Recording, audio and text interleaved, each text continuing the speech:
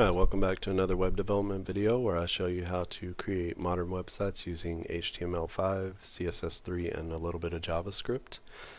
In this video we're going to do sort of the second part of our web images, responsive images, and so we're going to take, in the first video we used Fastone Image Viewer to sort of take our images from our phone or from a camera and be able to manipulate those images using sort of a lightweight Windows-based program, and that gets all of our images prepared in the way that we want them to.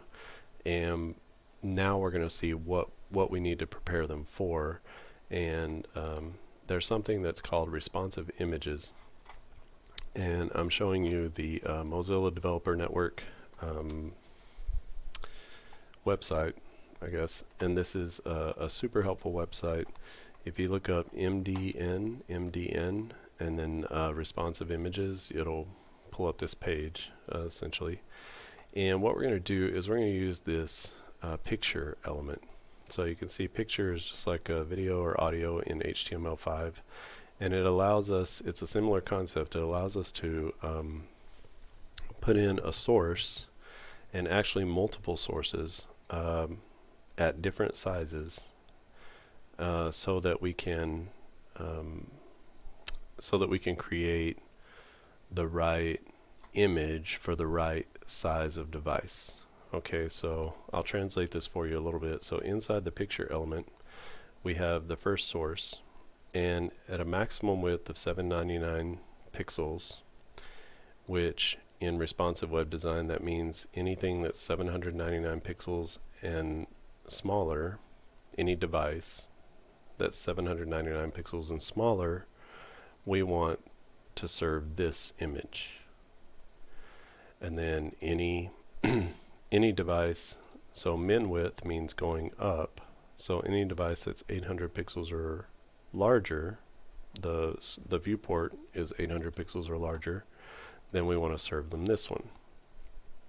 And then we have a fallback here, which is our largest image. So we fall back to the largest image, and that gets served if either of these conditions is not met or the browser doesn't understand it. There's a fallback here that's just your normal old image source. So that's what we're going to do.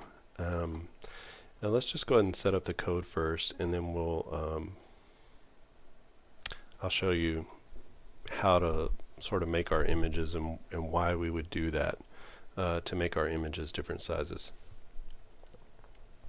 So let's start with just a basic image tag. So we have our source. I'm using good old HTML this time, and we have our source, and what I want to do is I want to which one do I want to upload? It's actually, let's come here. So I want to upload this processed image right here.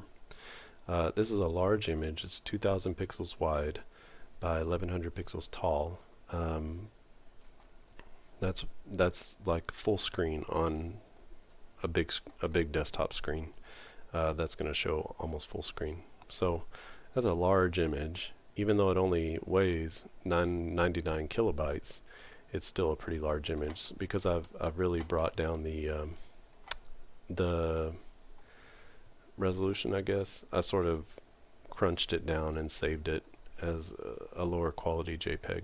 So the quality is not that great, but I think it'll be fine for the application that we have.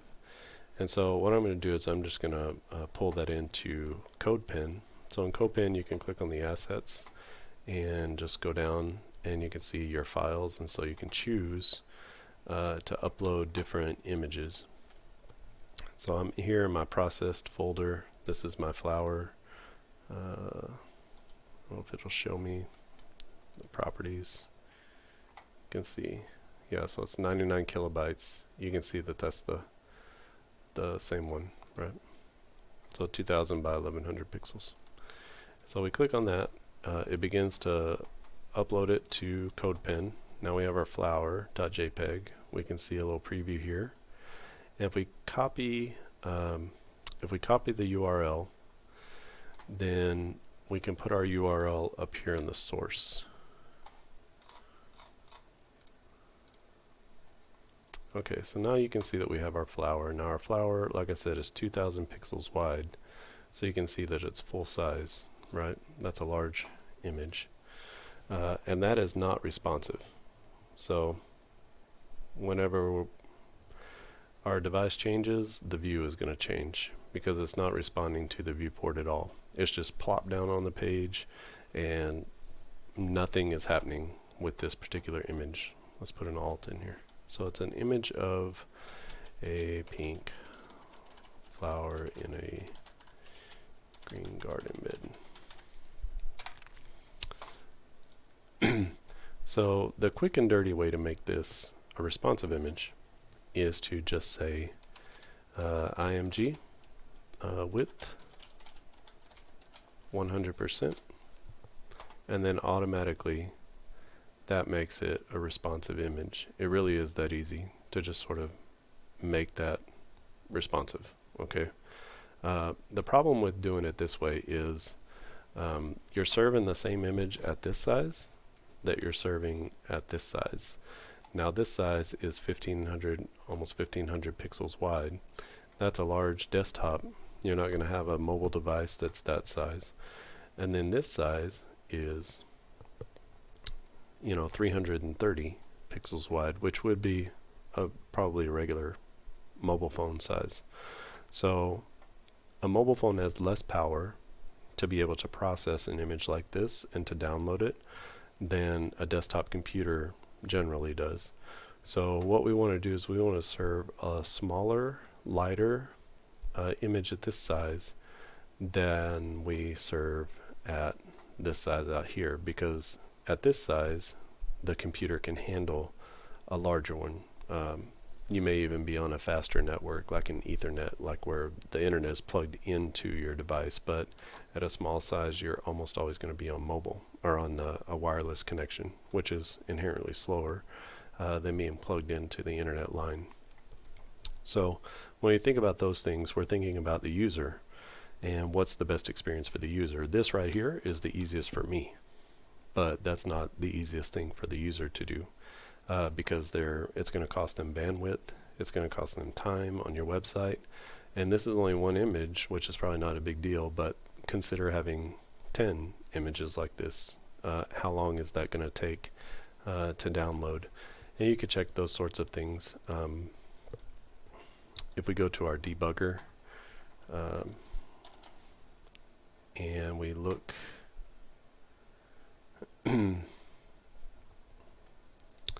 we look under the network tab. We're going to use the network tab quite a bit here. And if you click on image, it'll only show you the image files that are downloading. But if you click refresh, it'll show you all the images that are downloading. We only have one, right? It tells you that it was downloaded successfully, what kind of image it is, and then it tells you the size of the image, so 100 kilobytes. And then it tells you the waterfall information. So how long did it take for this between the time it was requested and the time that the content was downloaded? It's 109 milliseconds. So about 1/10 of a second is how long it took. But that's on my super fast office connection. When we throttle it, let's say we throttle it down to a slow 3G.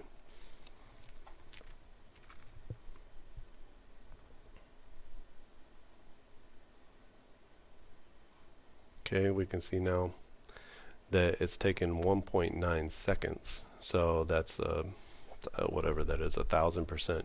It's a really big difference when you're downloading an image like this, and you can imagine how long it would be to have to download 10 of those, or 20 or 100 on a single page. So image optimization not only costs people in time, it costs them in the amount. So every time they have to download 100 kilobytes. What if we could get that down to 15? So that would be a huge savings, 80% savings, 75% savings, if we could get that down in the 15 or 20 for a small size like this.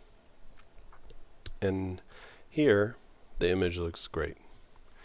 Here, you can see that we don't have as much detail of the flower, and that's really what we want people to see, right? Like, we don't want them to see the green part, which is what they're seeing right now, the most of.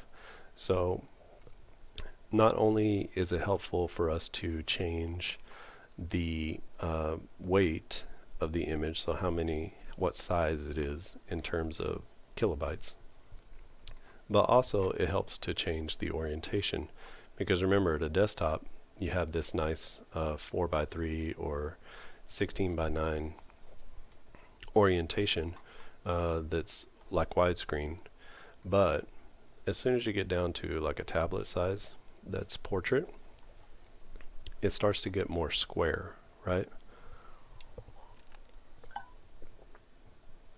So what we want to do is we want the photo to begin to reflect the device sizes as we get down here. And when you're on a mobile phone, it'd be super helpful if we only saw the flower, but we saw the flower a little bit taller, right? So we got a little bit closer. We want to get closer to this flower so that we see it.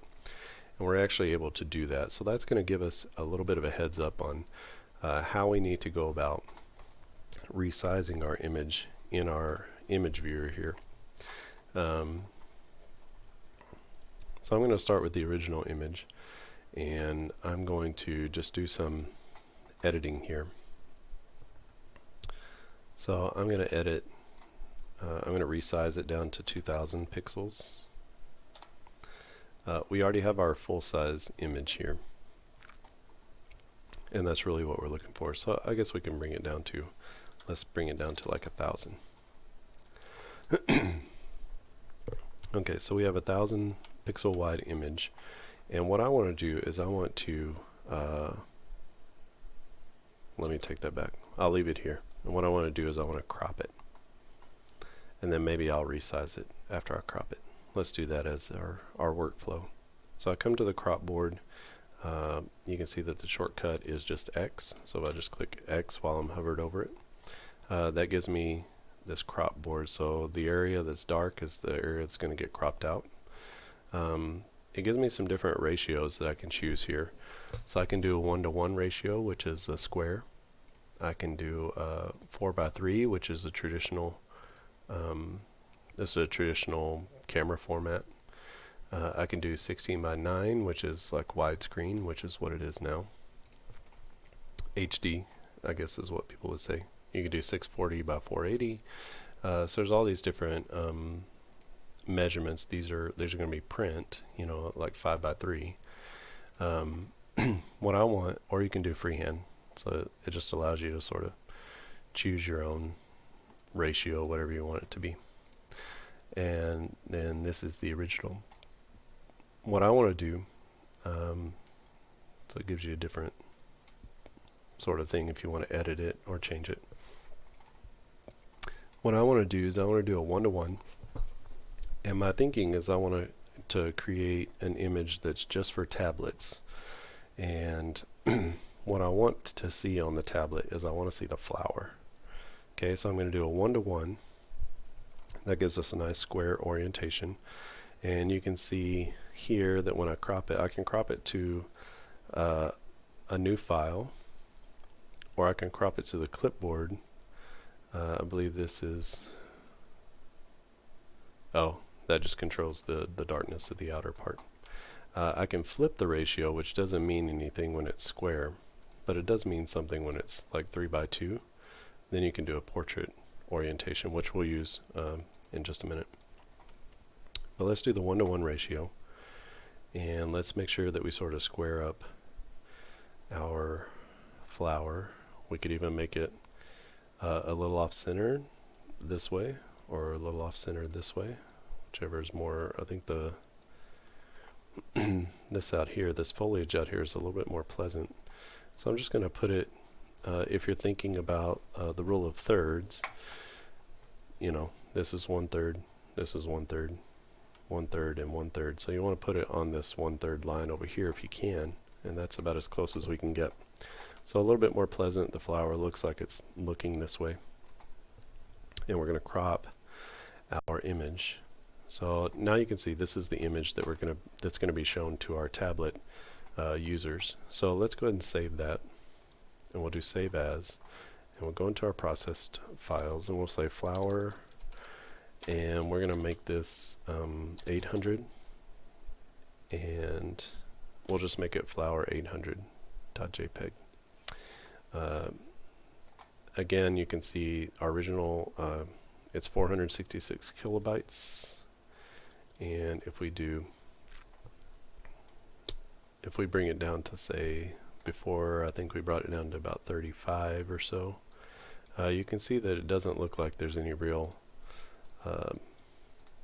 loss of texture or anything like that. It looks relatively the same. You can see here this is a little bit smoother than over here, but I think for the savings you can see that we're saving about 300 kilobytes just by doing this with our image.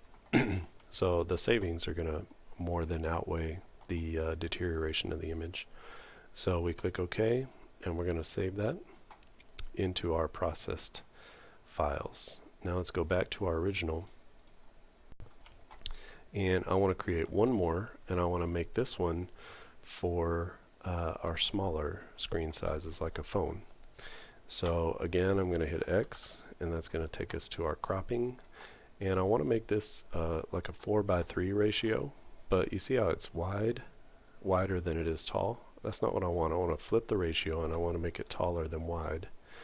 And there's a couple different things that we can do here. So you can see we can't really get the flower all in at the same time, but if we use our rule of thirds, we are able, even though we're cropping out the flower, to sort of keep this interior part of the flower central. Maybe you want to keep that part of the flower central. It's hard to tell kind of what, I don't know. I still like these flowers over here. I like this dark, sort of offsetting the light. So I'm going to keep it like that, and again, rule of thirds. Here's a third, here's a third, a third, and a third. And so we're sort of trying to keep it at this space over here. And I think that's going to turn out to be pretty good. So you can see this is the center line. So if you're getting the main point somewhere along that, in between here and here, you're going to be at a third of the photo. Right. Getting a little picky, but so let's go ahead and crop that, and you can see this is the part of the flower. This is the image that's going to be showing to our users who are on mobile devices. So let's go ahead and save that, and again we're gonna make this flower, and we'll say flower 400. Let's call it 400, and we'll get in here. You can see the original is 466, and we're going to save that as, we'll just do our 35 again. It seems to be a good, a relatively good, maybe 30. Save a little bit more on mobile devices. So you can see there's a little bit of deterioration in the dark areas. Looks a little bit more like glass up here and not quite as smooth over here. But I think because we're looking at it at such a small size, I don't think anyone's going to really notice that. So let's say OK, and we'll save it. So now we have our 3 processed files. We have our original, and that's large, 2000 pixels. We have our smaller file, and then we have our tablet. So this one is for mobile, and this one is for tablet. And you can see here that they're a little bit too big still. 2000 pixels, it's actually wider than this one. So let's come in and adjust our sizes. So it's Control R is the resize and resample. And so I want the width to be a little bit more than, well, realistically it doesn't need to be more than 800. So I want this image to show from 800 pixels, a device that's 800 pixels wide, to 400. So it realistically only needs to be 800. If you wanted to do like for retina displays, you would do 1600. You would do twice as much. I'm not going to worry about that right now. So I'm just going to say 800 by 800, and I'm going to resize that. And then I'm going to Control S. I'm going to save it as I'm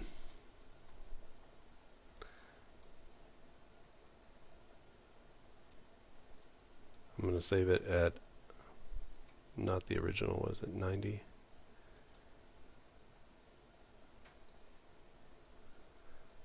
Just want to try to get it, because the problem is it's going to start trying to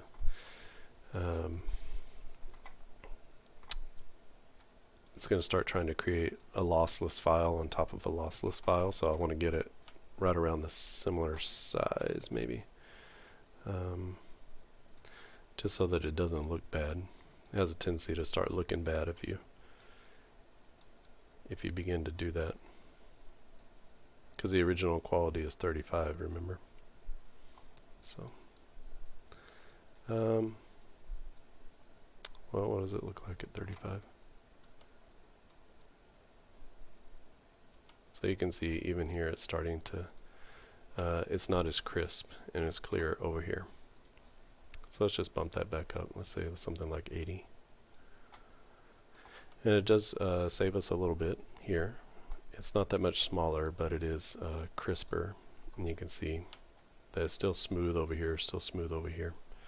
We get a good looking image at 100 kilobytes, which is heavy, but I think it's acceptable, especially if you're talking about photography that needs to be seen. So we'll say OK, and we will save it as the same thing. Replace it, yes. And then now we have our 800 pixel wide tablet view. We have our 2000 pixel wide, anything above 800 pixels. And then for this one, remember this is going to be for our small screens. And so let's go ahead and Control R, and then we want to make this one 400 pixels wide. And so it's going to be 400 by about 533. And we want to save this as our flower 400. And then I don't want it to be so deteriorated. You see how bad it looks over here? I don't want that. So let's set it back again about 80, and that should look pretty close. And you can see there's a little bit of savings. It's almost half of what it was before. So let's go ahead and save. And we'll overwrite that one. And yes, that's what we want to do. So now we have this one that's 58 kilobytes that's being served to our, it's going to be served to our small devices. We have this one that is 100 kilobytes, and that's going to be served to our tablets. A little larger device, a little more power, like a phone, a large phone, a phablet, a device. I'm sorry, a tablet. And then this one is going to be 100K, which is crazy. But it's going to be 100K, and maybe we should go back and redo this one. 100K is okay, but I think it's probably going to be the quality that's the problem. So let's just save it at a little different quality. So flower is going to be, the original size is 466, and we can bring it down a little bit.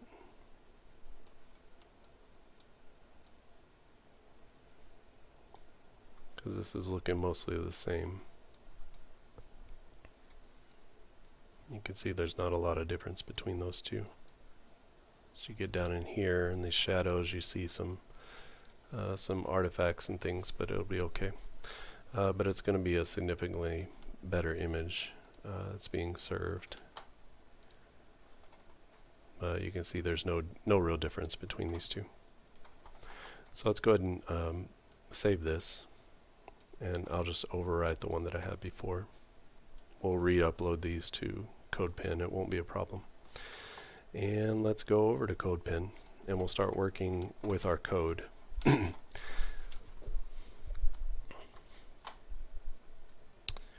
Okay, so first I want to just clear out my assets and I want to upload those new assets. So I'm going to clear this flower out. I'm going to delete that. I'm going to need to delete the reference here.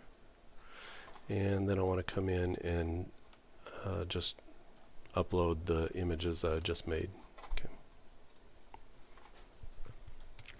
So I have 3 files. They all come in. Our regular large one, our 800 pixels, and then our 400 pixels. So let's get to work. Okay, I'm going to leave that at 100%. So when we look at Mozilla, we come back to our picture element here. We can see that it consists of an outer element called picture, and then inside we set our sources, and that's going to be, you know, which image do you want to serve up at what time, and then we have our sort of default image. Okay, so let's come in here and we'll say picture, and we'll set the first one is source, and then we'll say media is equal to something, and then after that we'll say the source is equal to something. That's how they set it up. So media, source set, sorry. And then we close that out. So the first one that we want to do is going to be for our small sizes. So the way this reads is, this is like a media query. So at a maximum width of 799, which means that anything from 799 pixels and below and smaller, it's going to serve this. So let's do that. We're not going to use 799. We're going to say at a maximum width of 400 pixels, we want to set our underscore 400. So let's copy that URL, paste it in here. So anything 400 pixels and below is going to get this flower underscore 400. And then I don't know if that needs to be a comma or not. It does not. Okay, let's get rid of that. That'll throw an error. So we just copy and paste that down, and anything from 800 pixels, from 800 pixels to 400 pixels, that's what this means. Then we're going to serve up our flower 800. Otherwise, we're going to take our image and we're going to serve our image. So our image is just the flower.jpg. So we copy that and paste it in, and then we have our alternate text for the pink flower in the bed, and all of our images are going to be sized at 100%. So that means they'll take up the full width of the page. Now if we've done this right, this image should change as we change the viewport. So that's our tablet image. Okay, you see that change, and now you remember we cut off, this is 100% wide, so we cut off our small image, right? We cut off the right side. When we come out at 400, you see that change. So we go from our sort of close-up image here to a little farther away, but this is our square tablet image. And then when we come out to 800, let's get out there, we can see the change again. Bam. You see the change to the full size image.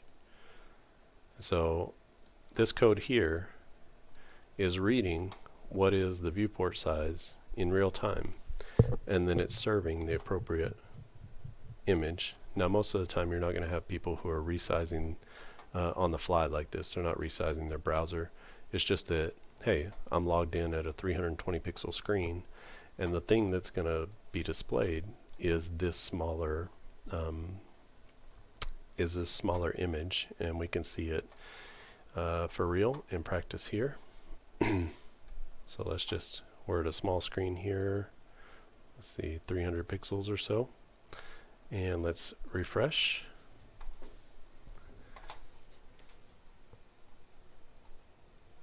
Okay, now we can see that our image has been served, right? This is our smaller image, 58 kilobytes. It's the Flower 400. And then if we move out to 800 pixels and we refresh again,